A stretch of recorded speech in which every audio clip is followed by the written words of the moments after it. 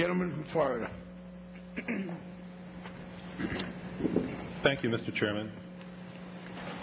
Gentlemen, I've received over 500 emails from my constituents concerning this hearing. Let me read 2 of them to you.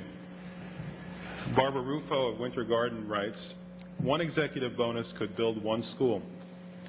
Imagine what all that bonus money could do."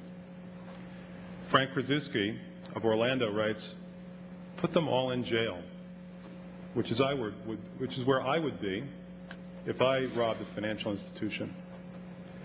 I'd like to go back to Mr. Green's earlier question about where all the money went, and I'd like to focus specifically on a deal the government made several months ago with Citigroup. I provided a copy of the Section 129 report on that deal, which of course you already have, to Mr. Pandit at lunchtime, so you've had several hours to examine the details of the deal itself. Let's talk about where all the money went. Mr. Pandit, that was a $306 billion deal, correct? $301 billion, Congressman. Well, let's take a look at page 3. Under heading number 2, Treasury and the FDIC also have agreed to share with Citigroup losses on a designated pool of up to $306 billion in primarily mortgage-related assets. What's the difference here? 301, 306? 301 is the number, Congressman. Well, you know, a billion here, a billion there, soon you're talking real money, Mr. Pandit. I understand. I just want to make sure that we're speaking about the same number. All right, now in this deal, Citibank took the first $29 billion in losses, and then the taxpayers take 90% of the remainder. Is that correct? First $30 billion of the losses, and then Citigroup takes the remaining 10%. Well, further down in that paragraph, which you have extra copies of if anybody wants to see it, it says, under the terms of the guarantee arrangement, Citigroup first will bear responsibility for any losses on these assets that exceed the company's current reserves and marks up to a maximum of $29 billion. Do you see that? I do. The number is $30 billion, Congressman. Are you saying the number 29 is number 30?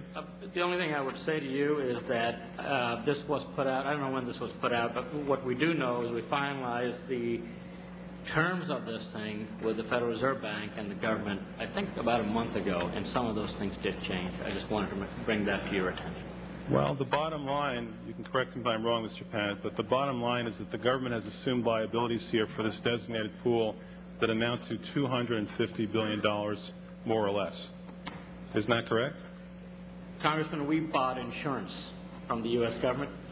We paid a little bit more than $7 billion for buying insurance that allowed us to take the first $30 billion of losses and then 10% of losses after that.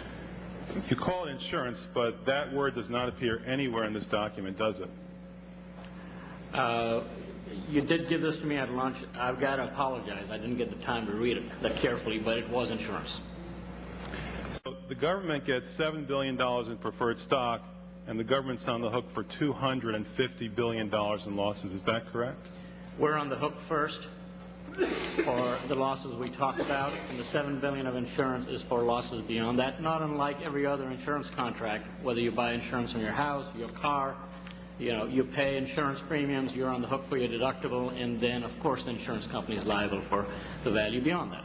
You tell me, Mr. Pandit, where I can get a deal like this, where I can get $250 billion in insurance, as you put it, for toxic assets that barely have a bid in the marketplace and only pay $7 billion for that. You tell me where I can get a deal like that. Congressman, the only thing I would say to you is that these aren't necessarily toxic assets at all. The government has gone through these assets very carefully. They've gone through what the expected losses might be on this. They did their work. And I think that's an important aspect that is not in this document. Well, if it turns out that they're not truly toxic and there is an upside, who gets the upside? The losses and the profits are netted on this pool of assets. And if there are profits beyond that, they're city's profits.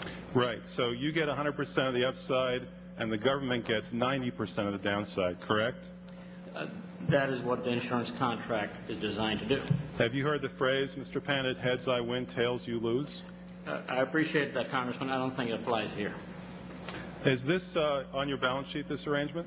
Yes, it is, Congressman. Do you know if it's on the Federal Reserve's balance sheet? They are responsible for $234 billion of losses. Do you know if the Federal Reserve put it on its balance sheet? Congressman, I couldn't tell you. I think there is, some of this is with the FDIC, some of this is with the Treasury, some of this is with the Federal Reserve. I don't know the exact details. We're happy to get back to you. The gentleman's time has expired. The gentleman from Connecticut.